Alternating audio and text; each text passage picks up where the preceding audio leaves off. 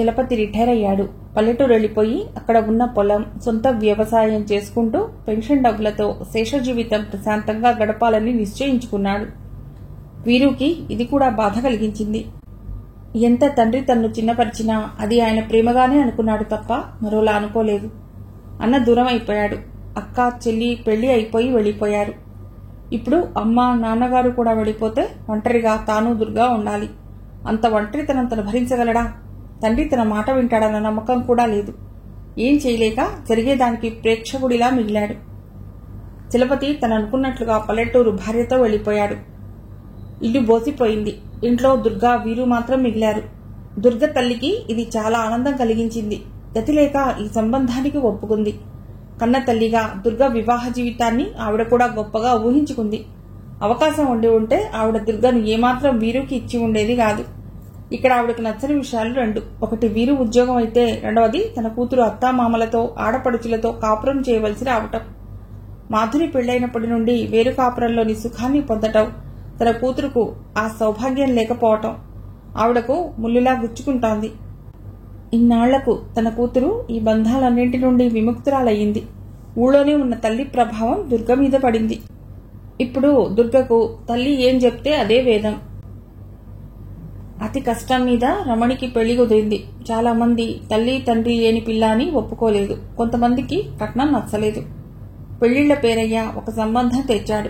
కట్నం అక్కర్లేదు, పిల్ల బాగుంటే చాలన్నారని. అవతలి వాళ్ళ దగ్గర పెళ్లి కుదిరిస్తే కమిషన్ బాగా ఇస్తామన్నారని పెళ్లి కొడుకు గురించి వాళ్ళ కుటుంబం గురించి ఎంత గొప్పగా చెప్పాడు.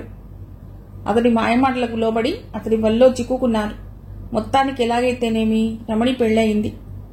పెళ్లికి వీరు దుర్గా వెళ్లారు. భర్తను పరిచయం చేసింది. రమణి అందం ముందు అతడు దిగదుడిపే. ఒక్కోసారి విధాత ఏరి కూరుస్తాడు జంటలను అంటానికి నిదర్శనం రమణి గోపాలం. వీరు దుర్గా. ఉత్తర దక్షిణ ధృవాలాంటి మనస్తత్వాలు గల వాళ్లను కలిపి పైనుండి తమాషా చూస్తూ ఉంటాడేమో అనిపిస్తుంది. నిజం చెప్పాలంటే రమణి వీరు సరైన జోడి. ఇద్దరి ఆలోచన విధానం, ఇద్దరిలోనూ భావుకత, ఒకరంటే ఒకరికి ప్రేమ ఉన్నాయి. కానీ విధి వాళ్ళనిద్దరినీ విడదీసింది. దొరికిన దానితో సర్దుకుపోవటం వివేకవంతుల లక్షణమని నమ్మేవాళ్లలో రమణి కూడా ఒక్కత్తి. అయినా కొత్త పెళ్లి కూతురుగా కొన్ని కోరికలు ఆమెలోనూ ఉన్నాయి. కొంత పరిపక్వత సంతరించుకున్నాక పెళ్లి చేసుకున్న ఆడపిల్లకు భర్త తను అరమోడ్పు కన్నులతో సిగ్గుపడుతూ ఉంటే సున్నితంగా తన మోవిని పైకెత్తి సుతారంగా తన నుదిటి మీద పెదవుల మీద చుంబించాలన్న ఒక అందమైన కోరిక ఉండటంలో అసహజత్వం ఏమీ లేదు. కానీ అందరికీ ఆ అందమైన చిన్న కళ నిజమవుతుందన్న ఆశ లేదు. రమణి దాంపత్యం కూడా ఆమె ఊహలకు భిన్నంగా అతి సామాన్యంగా మొదలైంది. అనతి కాలంలోనే అత్తవారింట్లో అడ్జస్ట్ అయిపోయింది. ఈ మధ్య దుర్గా తరచూ పుట్టింటికి వెళ్లిపోతోంది. వీరు ఆఫీస్ నుండి వచ్చేసరికి దుర్గా ఇంట్లో ఉండదు. పక్కవాడింట్లోంచి తాళం తీసుకుని దుర్గా వచ్చేదాకా వెయిట్ చేస్తూ కూర్చుంటాడు. కానీ ఎన్నాళ్లు ఒంటరితనం అతడిని తెగ బాధ పెడుతోంది. చిన్నప్పటి నుండి ప్రేమ ఆదరణ నొచ్చుకొని బతుకయ్యింది. తల్లికి ప్రేమ ఉన్నా ఏనాడు వ్యక్తపరిచేది కాదు. తండ్రికి ఎదురు చెప్పలేని బలహీనత. వీరు ఎందుకో మొదటి నుండి కొంచెం బలహీనంగా కూడా ఉండేవాడు. తల్లి గర్భంలో ఉండగా సరియైన పోషక విలువలున్న ఆహారం అందకపోతే బిడ్డ ఎదుగుదలలో లోపాలు వస్తాయి. అలాగే ఆవిడ మానసిక ఆరోగ్యం కూడా బిడ్డ మీద ప్రభావం చూపుతుంది. చాలా మందిలో ఈ అవగాహన ఉండదు. మధ్యతరగతి ఇళ్లలో ఆడవాళ్లు ఇంట్లో అందరి కడుపులు నింపాక మిగిలిన పదార్థాలతో కడుపు నింపుకుంటారు. కొన్ని ఇళ్లలో ఒక్కోసారి ఊరగాయ, చారు లాంటి పదార్థాలతో కడుపు నింపుకోవడం జరుగుతుంది. ఆ పదార్థాలు కడుపు నింపడానికి, రుచికి పనికి వస్తాయి. కానీ దాంట్లో ఏ పోషక విలువలు లేవన్న సంగతి తెలియదు. పిల్లల పెంపకంలో కూడా నారు పోసినవాడు నీరు పొయ్యడా అన్న ధోరణి ఉంటుంది. తల్లికి తెలియదు, తండ్రికి తీరుబడి లేదు. ఏనాడు వీరు ఎందుకిలా ఉన్నాడు, వాడి అవసరాలేమిటి అని ఆలోచించలేదు. వాడిని దగ్గరకు తీసుకుని లాలించి వాడిని తీర్చిదిద్దాలన్న ఊహ కూడా ఆ తల్లిదండ్రులకు రాలేదు. ఎంతసేపు పెద్దవాడితో కంపేర్ చేసి వాడిని పనికిరాని వాడి కింద తిట్టారు తప్ప వాడి సమస్య ఏమిటో ఎవ్వరూ తెలుసుకోలేదు. ఒక విధంగా చెప్పాలంటే ఆ ఇంట్లో సభ్యుల మధ్య ఉండవలసిన బాండేజ్ లేదు. ఎవరి లోపమో తెలియదు. వాడింట్లో ఒకరి మధ్య ఒకరికి అనురాగాలు, ఆప్యాయతలు లేవు. యాంత్రికత తప్ప. తల్లి తండ్రి కూడా ఎప్పుడూ ప్రేమగా మాట్లాడుకున్న సందర్భాలు చూసిన గుర్తులేదు. దీని ప్రభావం మిగిలిన పిల్లల కన్నా వీరు మీద ఎక్కువ పడింది. ఇలాంటి వాతావరణంలో పెరిగిన వీరు అందరిలో ఉండి కూడా ఒంటరిగా ఫీల్ అయ్యేవాడు. తానొక అక్కర్లేని మనిషి అన్న ముద్రపడిపోయింది అతడి మనస్సులో. అలా అని ఒంటరి కాదు, అందరి అవసరాలు తీరుస్తూ అందులోనే తన ఆనందాన్ని వెతుక్కునేవాడు. అసలు అతడికి స్నేహితులు కూడా లేరు. కారణం, ఇంట్లో వాళ్లే తనను చిన్నచూపు చూస్తూ ఉంటే బయట వాళ్లు అంతకన్నా బాగా చూస్తారన్న విశ్వాసం లేకపోవటమే. అందుకే అతడికి ప్రకాష్ తప్ప స్నేహితులు లేరు. అది కూడా ప్రకాష్ అతడికి దగ్గరవ్వటానికి ప్రయత్నం చేశాడు గనుక. ఏమండి అంటూ గోముగా పిలిచింది దుర్గా, అతడి గుండెల మీద తలబెట్టుకుని అతడి ముంగుర్లతో ఆడుకుంటూ. ఏం కావాలి అన్నాడు. ఈరోజు సరదాగా సినిమా కడదామా? ఏమిటి విశేషం? శ్రీవారు మర్చిపోయినట్లున్నారు, ఈరోజు మీ పుట్టినరోజు. నాకు పుట్టినరోజుల అలవాటు లేదు. స్కూల్లో ఒక డేట్ వేశారు. ఆ రోజే పుట్టానో లేక ఇంకో రోజు పుట్టానో కూడా నాకు తెలియదు. పోనీలేండి, నేను మీకు పుట్టినరోజు జరుపుతాను, అత్తయ్య గారిని అడిగి తెలుసుకున్నాను అంది దుర్గా ప్రేమగా. వీరికి చాలా సంతోషం వేసింది. దుర్గకు తనంటే ఎంత ఇష్టం, ప్రేమ. లేవండి, ఇవాళ మీకు తలంటు పోస్తాను అంటూ లేపింది. తలంటు పోసి తను కొన్న బట్టలు అతడికి వేసుకోవటానికి ఇచ్చింది. ఈ బట్టలు వేసుకుని ఆఫీస్కి వెళ్లి తొందరగా వచ్చేయండి, సాయంకాలం సినిమా పెడదాం అంది. సాయంకాలం వీరు ఆఫీస్ నుండి వచ్చేసరికి ముద్దు గుమ్మలా దర్శనం ఇచ్చింది. అతడికి ఇష్టమైన నీలం రంగు పువ్వుల ప్రింట్ ఉన్న తెల్ల చీర, నీలం బ్లౌజు, నీలం గాజులు, నుదుటిలో మెరుస్తున్న కుంకుమ, తల్లో సుగంధాలు వెదజల్లుతున్న మల్లెలు. భార్యనులా చూడగానే పరవశించిపోయాడు. తన వైపు అపురూపంగా చిలిపిగా చూస్తున్న భర్త కళ్లలోని కోరికను పసిగట్టి, చాలు చాలు, తర్వాత చూద్దురు గాని, సినిమాకు టైం అవుతోంది, నడవండి అంటూ తొందర చేసింది. సినిమా నుండి వచ్చేసరికి అందరూ పడుకున్నారు. వీళ్ళిద్దరూ వడ్డించుకుని ఒకరికొకరు గోరుముద్దలు తినిపించుకున్నారు. ఆ రాత్రి దుర్గలో తను కోరుకున్న ప్రణయ సామ్రాజ్ఞిని చూశాడు. అతడి అనురాగంలో ఆమె, ఆమె అనురాగంలో అతడు మమైకమై డబ్బున కింద పడ్డాడు. ఒక్కసారిగా ఉలిక్కిపడి లేచాడు. ఏమిటి, ఇప్పటిదాకా తను కన్నది కళ? ఎంత మధురమైన కళ! ఎప్పటికైనా తన కళ తీరుతుందా? మిగిలిన జీవితం ఎలా గడిచినా తన దాంపత్య జీవితం తను అనుకున్న రీతిలో ఉండాలని ఎన్ని కలలు కన్నాడు. ఈ విషయంలో కూడా వీరు దురదృష్టవంతుడే. దుర్గకి లాంటి ముద్దు ముచ్చట మీద కోరిక లేదు.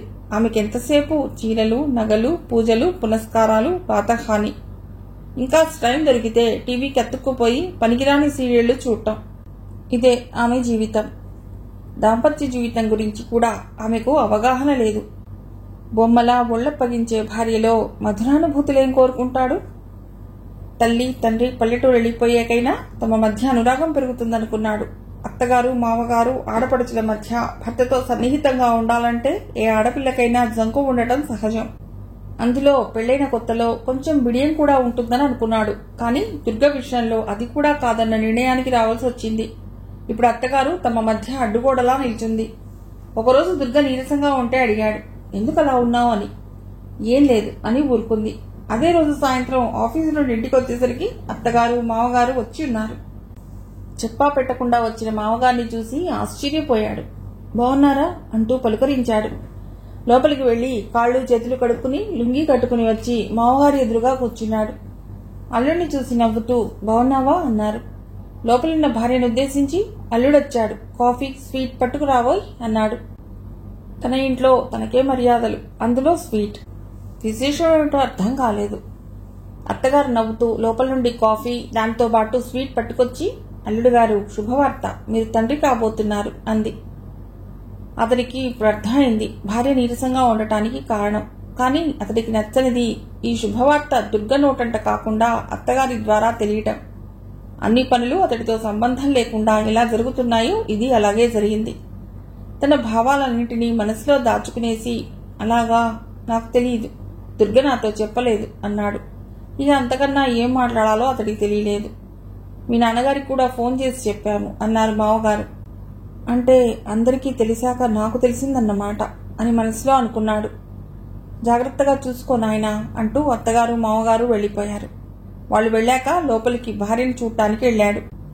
అతనికి చాలా ఆనందంగా ఉంది. తమ ఇంట్లోకి ఒక చిన్న పాపాయి వస్తోందని ప్రేమగా భార్య నుదురు చుంబించాడు.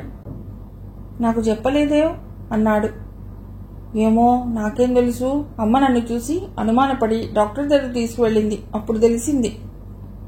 పోనీలే, నీ ఆరోగ్యం జాగ్రత్తగా చూసుకో, ఏం కావాలనున్నా నన్ను అడుగు, ఏ పని చెయ్యకు, నేను కూడా నీకు సహాయం చేస్తాను అన్నాడు. దుర్గా వీలైనంత వాళ్ళ అమ్మ దగ్గరే గడపడం మొదలెట్టింది. వీరుకి సహాయం చేయవలసిన అవసరం రాలేదు. అత్తగారు వెళ్లి చూడిదలిచ్చి వచ్చింది. గాజులకు చలపతి, భార్య వచ్చారు. మాధురి టైంలో చలపతి ఏ విధంగా జరిపించాడో ఇప్పుడు దుర్గమాటు వాళ్లు కూడా అలాగే జరిపించారు. ఈ కుడ్డమార్పిడి పెళ్లిళ్లలో అవతలి వారు ఎలా జరిపితే రెండో వాళ్లు కూడా అలాగే జరిపించాలి. అత్తగారు ముచ్చటగా గాజుల ఫంక్షన్ బాగా చేసింది. ఎడవెడ వచ్చిన దుర్గా పట్టుచీర, తలనిండా పూలు, చేతులకు అందంగా గోరింటాకు, చేతి నిండా గాజులతో చూడముచ్చటగా ఉంది. అందంగా లేని ఆడపిల్లలు కూడా వయసొచ్చినప్పుడు, కొత్త పెళ్లి కూతురులాగా ఉన్నప్పుడు సీమంతంలోనూ కొత్త అందాలు సంతరించుకుంటారు. అందులో అమ్మగా మారుతున్న ఆడపిల్ల పరవశించిన ప్రకృతికి ప్రతిరూపంలా అందాలు విరజిమ్ముతూ ఉంటుంది. దుర్గను ఆ అలంకరణలో చూసిన వీరుకి ఏదో తెలియని పులకింత. నేనున్నానని దగ్గరకు తీసుకోవాలన్న తపన. కానీ అతడికి తెలుసు దుర్గకు అతడి మనోభావాలు అర్థం కావని. ఏం చేస్తున్నావే అన్న మాటలకు వంటింట్లోండి బయటికి వచ్చింది రమణి. ఏం చేస్తున్నావంటే మాట్లాడవే అన్నాడు రమణి భర్త. వంట చేస్తున్నానండి అంది మెల్లిగా. గట్టిగా మాట్లాడటం అతడికి ఇష్టం ఉండదు. అతడి దృష్టిలో రమణి ఒక మనిషే కాదు, తల్లిదండ్రులు లేని పిల్ల అన్న చులకన. తను ఏం చేసినా చెప్పుకునే దిక్కులేదన్న అలుసు. ఒక సీసాలో నీళ్లు, ఫ్రిడ్జ్లోంచి ఐస్ ముక్కలు పట్టుకురా అన్నాడు. అతడు అలా అంటూ ఉండగానే మామగారు కూడా అక్కడికొచ్చారు. నాకు కూడా పోయిరా, వస్తున్నాను. కొడుకును మందలించవలసింది పోయి అతడితో కూర్చుని గ్లాస్తో చీజ్ కొడుతుంటే ఏమనుకోవాలి? చిన్న కొడుకు ఇంకా చిన్నవాడు. ఈ వాతావరణంలో వాడు కూడా ఇలా తయారవ్వడన్న గ్యారెంటీ ఏం లేదు. తన ఆలోచనలు పక్కకు నెట్టి నీళ్లు, ఐస్ ముక్కలు తెచ్చి టేబుల్ మీద పెట్టింది. తినటానికి ఏమైనా తేవాలని తెలీదు, అది కూడా చెప్పాలా అన్నాడు. తనకేం 4 చేతులు లేవు గదా అనుకుంటూ లోపలికి వెళ్లి ప్లేట్లలో వేయించిన వేరుశనగ పప్పు, ఉల్లిపాయలు అవి తెచ్చి ఇచ్చింది రమణి. తన గదిలోకి వెడుతూ అత్తగారేం చేస్తుందో అన్నట్లు ఆవిడ గదిలోకి తొంగి చూసింది. ఇదేమీ పట్టనట్లు టీవీ సీరియల్స్ చూడటమే ఆవిడ ధ్యేయం అన్నట్లు టీవీలో మునిగిపోయింది. రమణి రాణి క్రితం ఇంటి పని చేసేది. ఆమె వచ్చాక పూర్తి పని ఆమె మీద వదిలేసి హాయిగా టీవీ చూడటం, లేకపోతే పక్కవాళ్లతో కబుర్లు చెప్పటం. అత్తగారిగా రమణి మీద అజమాయిషీ చేయటమే ఆవిడ పని. రమణి భర్త రమణిని పెళ్లి చేసుకోవటానికి 2 కారణాలు. 1 రమణి అందం, 2 వెనుక అండదండలు లేకపోవటం. ఆమె అందం తనకే సొంత. తనను వదిలేసి వెళ్లిపోతుందేమో అన్న అనుమానం. రమణి పట్ల ఏనాడు అనురాగంగా ఉండడు. ఆమె అందం అనుభవించటానికి పనికి వస్తుంది గాని అనురాగానికి పనికిరాదు. జీవితంలో ఆడది కోరుకునేది కట్టుకున్నవాడి అనురాగం, ఆప్యాయత. ఎక్కడో కొంతమంది తప్ప చీరలు, నగల కన్నా మగవాడి ప్రేమానురాగాలే కోరుకుంటారు. అది లేక ఇంకా ఎన్ని ఉన్నా అన్నీ ఉండి ఐదోతనం లేదన్న సంధానం ఉంటుంది. మొగుడు కొడితే మాదాగవళంవాడు కొట్టాడన్నట్లు అత్తగారింట్లో ఎవ్వరూ రమణి పట్ల ప్రేమ, అనురాగం చూపించరు. భర్త, మామగారు గ్లాసులు నింపుకుంటున్నారు. రమణి ఇలాంటివెప్పుడూ చూడలేదు. మధ్యతరగతి కుటుంబం నిత్యావసరాలకే తడుముకునే పరిస్థితి. తల్లిదండ్రులు పోయినా బాబాయి, పిన్ని ప్రేమతో పెంచి పెద్ద చేశారు. ఇంట్లో ఎవరికీ ఏ లోటు రాకూడదని బాబాయి ఉద్యోగం తర్వాత కూడా చిన్న చిన్న పనులు చేసి డబ్బులు సంపాదించేవాడు. పిన్ని కూడా ఎంతో పొదుపుగా ఇల్లు నడిపేది. వాళ్ళిద్దరి కష్టం చూసి రమణి కూడా కుట్టు నేర్చుకుని ఇంట్లో పిన్నికి, తనకు, చెల్లెళ్లకు బట్టలు కుట్టడమే కాకుండా బయటి వాళ్ల చీరలకు ఫాల్స్ వేసి తను కూడా కొంత సంపాదించి ఇతోధికంగా సహాయం చేసేది. ఎవరో బంధువుల ద్వారా ఈ సంబంధం వస్తే పిల్లవాడిది మంచి ఉద్యోగమని, తమకన్నా సంపన్నులు, పిల్ల సుఖపడుతుందని ఈ సంబంధం ఒప్పుకుని పెళ్లి చేశాడు రమణి బాబాయ్. పెళ్లయ్యాక వీళ్ల అసలు రంగు బయటపడింది. రమణి భర్తకు బయట తిరుగుళ్లతో పాటు తాగుడు అలవాటు కూడా ఉంది. తండ్రి కొడుకులు కూడా కలిసి తాగుతారన్న విషయం ఇంటికి వచ్చేదాకా రమణికి తెలియదు. కొత్తలో కొంచెం ఇబ్బందిగా ఉన్నా ఇప్పుడు ఈ జీవితానికి అలవాటు పడిపోయింది. ఈ ఇల్లొక వింత ప్రపంచం. ఆ ఇంట్లో మనుషులు అంతకన్నా విచిత్రమైన వాళ్లు. దుర్గా మగపిల్లవాడి ప్రసవించింది. చలపతి భార్య మనవడు పుట్టినందుకు చాలా సంతోషించారు. దుర్గ తల్లిదండ్రులు సరేసరి బారసాలకు అందరినీ పిలిచి గ్రాండ్గానే జరిపించారు. మాధురి, మంజరి కూడా వచ్చారు. మాధురికి 1 కొడుకు, కూతురు. మంజరికి 1 కొడుకు. భర్త మిలిటరీలో ఉన్న మూలాన తరచూ ట్రాన్స్ఫర్లు అవుతూ ఉంటాయి. భర్తతో రకరకాల ఊళ్లు తిరిగి రకరకాల మనుషులతో కలవడంతో ఆమె నడవడికలోనూ ఆలోచన విధానంలోనూ చాలా మార్పు వచ్చింది. ప్రతిదాన్ని విశ్లేషించి అర్థం చేసుకుందుకు ప్రయత్నం చేస్తుంది. చెల్లిలో ఈ మార్పు పసిగట్టి సంతోషించినవాడు వీరు ఒక్కడే. అతడి ఆలోచన విధానంలో ఉన్న విశాలత్వం మహా చదువుకున్న వాళ్లలో కూడా ఉండదు. వారం 10 రోజులు ఇల్లు కళకళలాడింది. పిల్లలు మనవలతో ఎంతో ఆనందం అనుభవించారు చలపతి దంపతులు. మంజరి పెరడంతా తెగ తిరిగింది. చిన్ననాటి అనుభూతులు నెమరు వేసుకుందుకు తాపత్రయపడింది. అన్నయ్య, నీ జ్ఞాపకం ఉందా? చిన్నప్పుడు మనం పాతిన మామిడి టెంక మొక్క అయ్యిందో లేదో అని రోజూ చూస్తూ ఉండేవాళ్ళం. ఎంత అమాయకత్వం అంటే మనం పాతిన 2 రోజులకే మొక్క వచ్చేస్తుంది అనుకునేవాళ్ళం.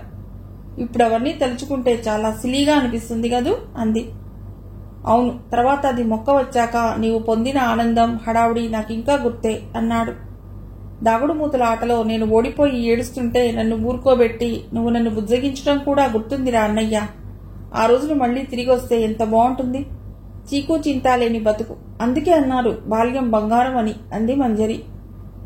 వీరికి కూడా చిన్ననాటి సంగతులు తలుచుకుంటే చాలా ఆనందంగా ఉంది. బాల్య స్మృతులు మనిషి జీవితంలో మధురానుభూతులు. వీరుకి మంజరితో గడిపిన ప్రతి క్షణం మధురమే. ఆ ఇంట్లో అతడి స్నేహితురాలు ఆమె మాత్రమే. 3వ నెల వచ్చాక బాబును తీసుకునొచ్చింది దుర్గా. బాబు ఒళ్ళు చేసి పండులా చూడముచ్చటగా ఉన్నాడు. వీరుకి బాబుతోనే లోకం. బాబుకు కూర్చోటం వచ్చాక తానే స్నానం చేయించేవాడు. బాబుకు 1 ఏడాది వచ్చేదాకా అతడి జీవితం చాలా ఆనందంగా గడిచిపోయింది. 1 ఏడాది దాటాక దుర్గా బాబును వీలైనంత వరకు పుట్టింట్లోనే వదిలేసేది. ఏమని అడిగితే అమ్మా నాన్నగారులైతే బాగా పెంచుతారు అంది. మన బాబును వాళ్లు పెంచడం ఏమిటి అని అడిగాడు. నాన్నగారైతే వాడి చదువు సంధ్యలు బాగా చూస్తారు. 1 ఏడాది పిల్లవాడికి చదువు సంధ్యలేమిటో అర్థం కాలేదు. తను చదువురాని వాడినని మామగారి కూడా చిరుచూపుందన్నమాట. చదువురాని తను కొడుకు చదువు పట్ల శ్రద్ధ వహించడని డిసైడ్ చేసేసుకున్నారన్నమాట. ఎప్పుడూ నోరు విప్పి ఎక్కువగా మాట్లాడని వీరు అంటే మీ నాన్నగారి దృష్టిలో నేను చదువురాని వాణ్ణి కాబట్టి నా పిల్లవాడి చదువు గురించి పట్టించుకోనని అనుకున్నారా? బాగా చదువుకుని పైకి వచ్చిన పిల్లల తల్లిదండ్రులందరూ చదువుకున్న వాళ్లే ఉన్నారా అన్నాడు. దుర్గ ఏం మాట్లాడలేదు. అతడి మాటలకు ప్రాధాన్యత ఇవ్వనక్కర్లేదనుకుంది. ఆ విషయాలన్నీ తల్లి ద్వారా నేర్చుకుంటోంది. అతడు ఏమన్నా మాట్లాడకు, మనం చేసేది మనం చేయటమే అని. అత్తమామలు తమ సంసారంలో ఎందుకు జోక్యం చేసుకుంటున్నారో అతడికి అర్థం కాలేదు. మళ్లీ అతన్ని ఒంటరితనం ఆవహించింది. తల్లిదండ్రులు దూరమయ్యారు. ఇప్పుడు పేరుకు ఒకే ఇంట్లో ఉన్న భార్య కొడుకు కూడా దూరం అవుతున్నారు. అందరి తండ్రుల్లాగానే తన కొడుకు గురించి వీరుకి కూడా కలలున్నాయి.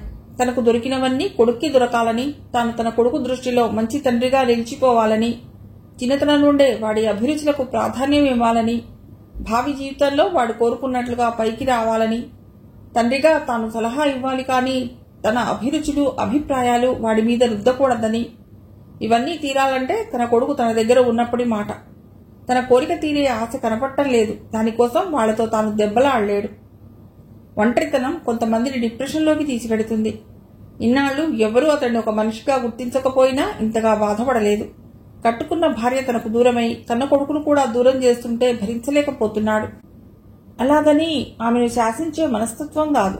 తన బతుకు ఇలా అందరూ ఉండి ఎవ్వరూ లేనట్లుగా బతకాలా? తను ఎవరికీ అక్కర్లేదా?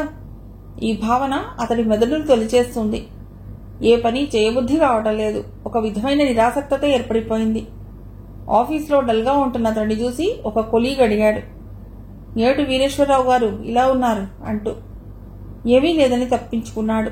అతడు 2-3 సార్లు అడిగేసరికి మనస్సు బాగుండటం లేదని చెప్పాడు. అలా అయితే మా ఇంటికి రండి అంటూ ఒకరోజు అతడి ఇంటికి తీసుకువెళ్లాడు. వీరు వద్దంటున్నా అతనికి బలవంతంగా మనస్సుకు ప్రశాంతంగా ఉంటుందని చెప్పి విస్కీ ఆఫర్ చేశాడు. వద్దంటూనే కాదనలేని బలహీనత. అది ఎలా ఉంటుందో అన్న కుతూహలం, ఏమవుతుందోనన్న భయం. పర్వాలేదు సార్, తీసుకోండి, ఏం భయం లేదు అంటూ గ్లాస్ చేతికి అందించాడు.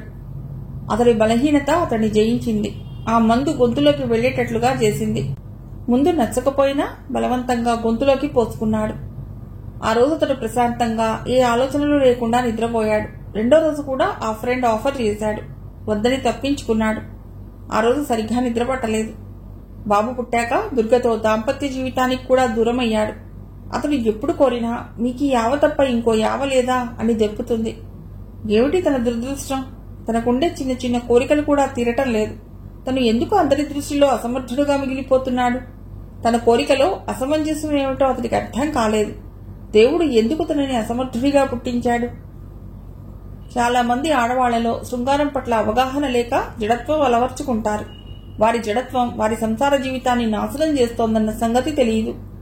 వీరిలోని ఈ జడత్వం మగవాణ్ణి వివాహేతర సంబంధాల వైపు మొగ్గు చూపటానికి దోహదం చేస్తోంది. వీరు లాంటి వాళ్లు మత్తును ఆశ్రయిస్తున్నారు. తనలో చెలరేగే మానసిక సంఘర్షణను పడుకోబెట్టడానికి అతని ముందు కనబడ్డ మార్గం మందు. మందు మత్తులో మెల్లిగా అన్నీ మర్చిపోవటం మొదలెట్టాడు. మెల్లిగా అలవాటు అతన్ని లొంగ తీసుకుంది. కొత్తలో దుర్గ గుర్తుపట్టలేదు. వీరు ఆలస్యంగా ఇంటికొచ్చినా పట్టించుకునే అలవాటు ఆమెకి లేదు. తను భోంచేసి పడుకుండిపోతుంది. అసలు ఆఫీస్ వదిలిన వెంటనే ఇంటికి వచ్చే మంచి బాలుడు వీరు. ఈ మధ్య ఆఫీస్ నుండి వచ్చేసరికి ఇంటి తాళం అతడిని వెక్కిరించేది. ఒంటరితనం భరించలేక బీచ్కు వెళ్లటమో లేక రోడ్లన్నీ తిరగటమో చేసి ఇంటికి తిరిగి వచ్చేసరికి భోజనం చేసి పడుకున్న భార్య దర్శనం ఇచ్చేది. కొడుకు సగం రోజులు మామగారింట్లో. మందులోని మత్తు అతడి బాధలకు ఒంటరితనానికి ముక్తి మార్గం చూపించింది. మెల్లిగా అతడి ఈ అలవాటు దుర్గ పసిగట్టింది. నిలదీసి అడిగింది. లేదని బుకాయించాడు. వాదనలు జరిగాయి. కోపం వచ్చి తలుపు వేసుకుని పడుకుంది. భార్య ప్రేమగా మానేయమంటే మానేద్దాం అనుకున్నాడు. ఆమె పంతానికి పోయి పుట్టింటికి వెళ్లిపోయింది.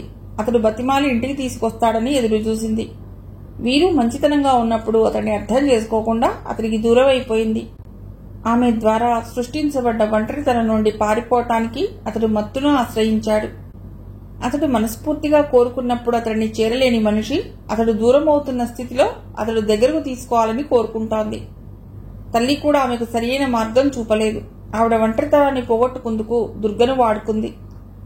వీరు కాక ఇంకా మంచి సంబంధం వచ్చి ఉంటే కూతురు ఇంకా సుఖపడి ఉండేదన్న భావన ఆమెకు తెలియకుండానే కూతురు కాపురంలో చిచ్చుపెట్టింది. వీరు ఇప్పుడు పూర్తిగా తాగుడికి బానిస అయిపోయాడు.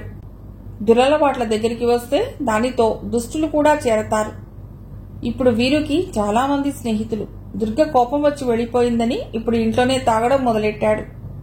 ఇంట్లో తాగడానికి ఒప్పుకొని పెళ్లాలు ఉన్న భర్తలు నిస్సంకోచంగా వీరు ఇంటిని వారి అడ్డాగా ఎంచుకున్నారు. 2-3 నెలలు గడిచినా వీరు రాకపోయేసరికి దుర్గ తల్లి వద్దంటున్నా ఇంటికి తిరిగొచ్చింది. ఇంటి పరిస్థితి ఇంకా దిగజారటంతో ఆమెకు భయం పట్టుకుంది.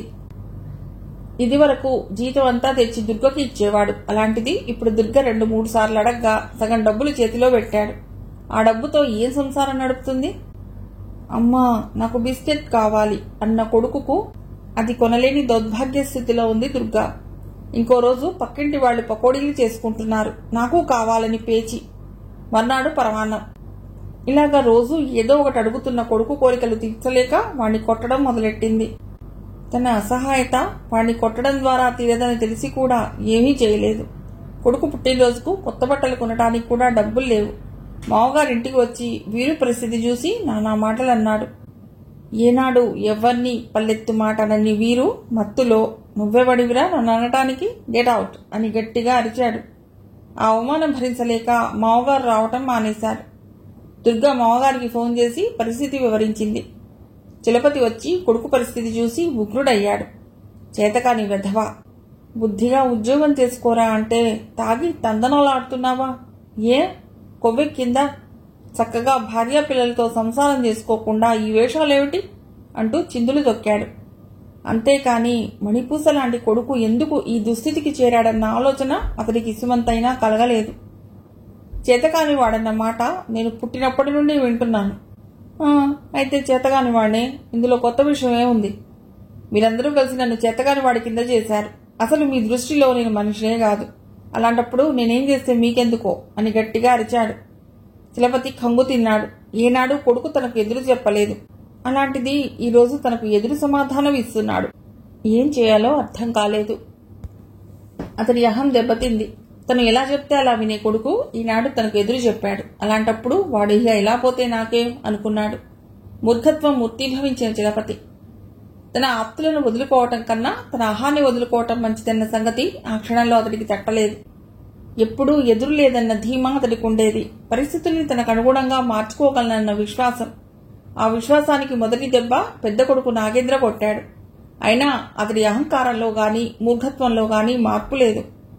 తనకున్న అనుభవంతో అంత మంచి పిల్లవాడైన తన కొడుకు ఈ అలవాటుకి ఎందుకు బానిసయ్యాడు?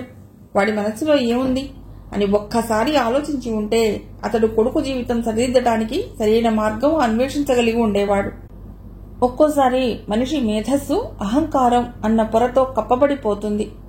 వీరు దురదృష్టవశాత్తు ప్రకాష్ ఇంతకన్నా మంచి ఉద్యోగం రావటంతో చెన్నై వెళ్లిపోయాడు. అతడు ఉండి ఉంటే వీరుని ఈ మహమ్మారి నుండి కాపాడి ఉండేవాడేమో.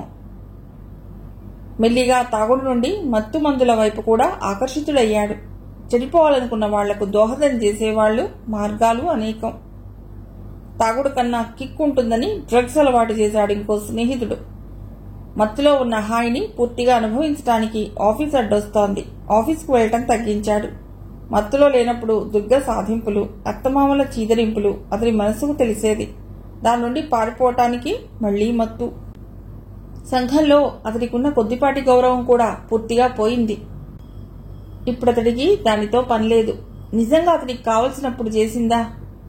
దెబ్బ తగిలినప్పుడు దెబ్బ తగిలిన వాడిని లేవదీసి కూర్చోబెట్టి మందు వేసే బదులు ఇంకొంచెం రాళ్లు రువ్వి దెబ్బను పెద్దది చేసింది. ఆఫీస్కు వెళ్లటం మానేయటంతో అతడి ఉద్యోగం ఊడిపోయింది. అతడి అలవాటు కోసం ఇంట్లోని సామాన్లు మెల్లిగా అమ్మడం మొదలెట్టాడు. దుర్గ గ్రహించేసరికి పుస్తెల తాడు తప్ప అన్ని నగలు నడుచుకుంటూ వెళ్లిపోయాయి. ఉన్న గాజులు, బాబు గొలుసు తల్లి దగ్గరే దాచింది. రోజూ తిండికి కటకట ప్రారంభమైంది. తల్లి భోజనం పంపిన నాడు తినటం, లేదన్న నాడు పస్తులు. కొడుకును పూర్తిగా పుట్టింట్లో వదిలేసింది. దుర్గ ఎంత నసబెట్టినా దెబ్బలాడినా లాభం లేకపోయింది. ఇక అమ్మడానికి కూడా ఇంట్లో ఏమీ లేవు. వీరులో చాలా మార్పు వచ్చింది. ఎర్రబడిన కళ్ళు, పెద్దవైన కనుపాపలు, టోటల్గా అతడి సహజ ఆకృతిలో మార్పు వచ్చింది. అందగాడిగా చూపర్లను ఆకట్టుకునే అతడి రూపురేఖలు ఇప్పుడు సహజత్వాన్ని కోల్పోయాయి. అతడికి డ్రగ్స్ కావాలి. అది కావాలంటే డబ్బులు కావాలి. ఆ డబ్బు ఎక్కడి నుంచి వస్తుంది? దొంగతనం చేస్తేనో ఎలాగో అలాగా ఆ మందులు కావాలి. లేకపోతే చెమటలు పట్టేస్తున్నాయి, కాళ్ళు చేతులు వణుకుతున్నాయి. ఏం చేయాలి? 2 రోజులైనా వీరు ఇంటికి రాలేదు. దుర్గా తండ్రి దగ్గరికి వెళ్లి చెప్పింది, నాన్న ఆయన ఇంటికి రాలేదు అంటూ. వాడే వస్తాడులే అన్నాడు నిర్లక్ష్యంగా. మరో 2 రోజులు గడిచాయి. అప్పటిదాకా నిర్లక్ష్యంగా ఉన్న 4 రోజులు అయ్యేసరికి వీరు కోసం వెతుకులాట మొదలయ్యింది. తెలుసున్న వాళ్ల ఇళ్లలో ఇంతకు ముందు అతడితో డ్రింక్ పార్టీలు చేసుకున్న వాళ్లను అందర్నీ అడిగారు. ఎవ్వరూ తెలియదన్నారు. ఇక గత్యంతరం లేక పోలీస్ రిపోర్ట్ ఇచ్చారు. పోలీసులు కంప్లైంట్ తీసుకుని గాలింపు మొదలెట్టారు. సముద్రం ఒడ్డున ఒక షర్ట్ కనిపించింది. ఎందుకైనా మంచిదని దుర్గా వాళ్ళని పిలిచి ఆ షర్ట్ చూపించారు. దుర్గా ఆ షర్ట్ చూస్తూనే గుర్తుపట్టి ఒక్కసారి గొల్లుమంది. 4 రోజులు దాటిపోయింది కాబట్టి సముద్ర జలచరాలు బాడీని తినేసి ఉంటాయన్న నిర్ధారణకొచ్చారు. డ్రగ్స్ కొనుక్కోవటానికి డబ్బు లేక, ఆ బాధ భరించలేక ఆత్మహత్య చేసుకున్నాడన్న నిర్ణయానికి వచ్చారు. చలపతి దంపతులకు కబురెళ్లింది. మాధురి, మంజరి కూడా ఈ కబురు తెలియగానే ఉరుకులు పరుగుల మీద వచ్చారు. నాగేంద్ర కూడా ఇన్నాళ్లు దూరంగా ఉన్నా అంత మెత్తని మనస్సున్న తమ్ముడు మరి ఇక లేడని తెలిసి ఒక చిన్న వెత్తు బాధ అతడి మనస్సులోనూ మెదిలింది. అందరూ దిగారు. ఏడుపులు మిన్నుముట్టాయి. మంజరి దుఃఖం అలవి కానిది. ఆమె నమ్మలేకపోతోంది. ఆణిముచ్చెల్లాంటి అన్న ఈ అలవాటుకు బలి అయిపోయాడేమిటని. అన్నను చేతకాని వాడిగా తండ్రి చిన్నచూపు చూస్తూ ఉంటే చిన్నది కావటంతో బాధపడటం తప్ప ఏమీ చేయలేకపోయేది. తండ్రిని ఎదిరించే ధైర్యమూ లేదు. అన్నగారికి ఆత్మస్థైర్యం పెంచే శక్తి లేదు. కాలమే పరిష్కారం చూపుతుందనుకుంది. కానీ ఇలాంటి పరిష్కారం కల్లో కూడా ఊహించలేదు. చలపతి కూడా ఒక్కసారి కొడుకు నిష్క్రమించాడంటే నమ్మలేకపోతున్నాడు. తానేదో కర్కశంగా ఉంటే బాగుపడతాడని అనుకున్నాడు. అతడి ఈ స్థితికి తానే కారణమని ఒప్పుకోలేని బలహీనత.